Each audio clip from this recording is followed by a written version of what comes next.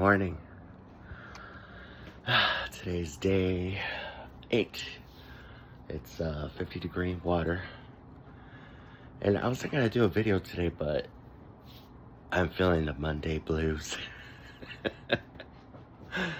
Usually I'm cold plunging by 7:30-ish a.m. and it's now 8:14. But yeah, just wanted to make a quick vid and say, you'll either find a way or find an excuse. So I don't want to find an excuse not to do it. So I'm just going to do it. And yeah, I, still get that anxiety like, oh God, this is going to suck. But I'm getting a little bit like right now, I'm going to just get in. I'm not going to have to do breath work. It's just getting a lot easier to just like jump right in. So just share my journey. All right. Let's see what happens.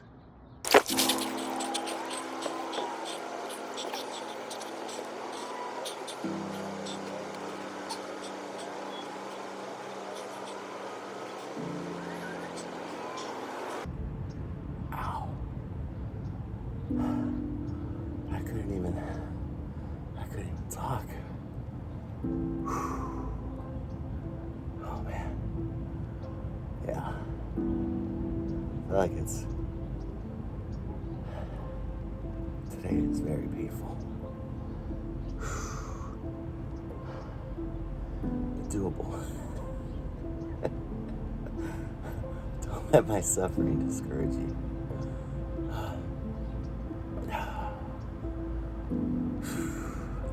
This is the guy that gets in pulls inch by inch. It takes about 15 minutes.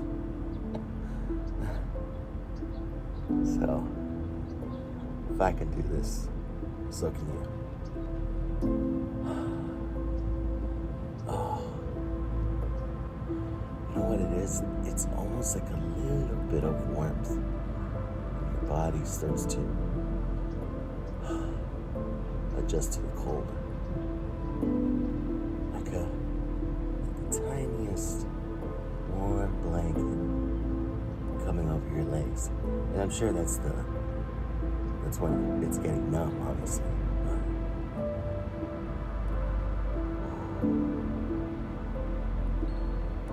Oh, 3 minutes.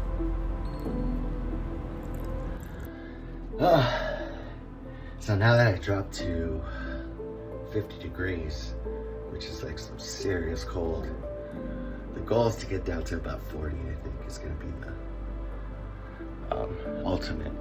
But you almost get out sunburned. Look at that. It's so cool. Oh man, I feel good. I feel like normal. Instead of being like super pumped since it's Monday, I'm like, oh, okay, everything's great now. But I'm not like most days where I'm just like, oh, I am, but I'm still conquering the Monday blues, but this is definitely gonna work. I've been getting some questions from some friends about my cold plunging. And so I just wanted to throw out a few of the benefits that I've read. A lot of the information I've gotten has been from Andrew Huberman and also Gary Becca. One of them that I was asked is, how cold does the water have to be? Is there like a magic number? And there is not. You want to be at least 60 degrees or below.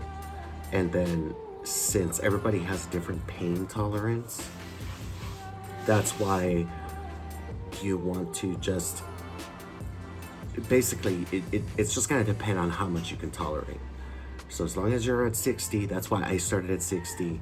You get in, but the main thing is that you want to feel like a little bit of pain, like you need to get out, and just force yourself through it. And And so so there's no magic number. I'm currently at 50, and I'm gonna try to, maybe after this week, I'm gonna go down even further. So I wanted to read a little bit. It says, here's the key. The colder the stimulus, the shorter amount of time you need to expose yourself to the cold. One study showed significant and prolonged increases in dopamine when people were in 60-degree water for about an hour up to their neck with their head above water. Other studies describe significant increases in epinephrine up to 20 seconds in very cold water, and then it somewhere closer to 40 degrees. But the good news is that you do deliberate cold exposure more often. You will be more comfortable in the cold at all times and can start to use colder temperatures with more confidence, just like exercise. Which I'm a living example of that, because I could not handle cold before this. Also, just like exercise, by forcing yourself to embrace the stress of cold exposure as a meaningful, self-directed challenge, you exert what is called top-down control over deeper brain centers that regulate reflexive states. This top-down control process involves your prefrontal cortex, an area of your brain involved in planning and suppressing impulsivity. That top-down control is the basis of what people refer to when they talk about resilience and grit.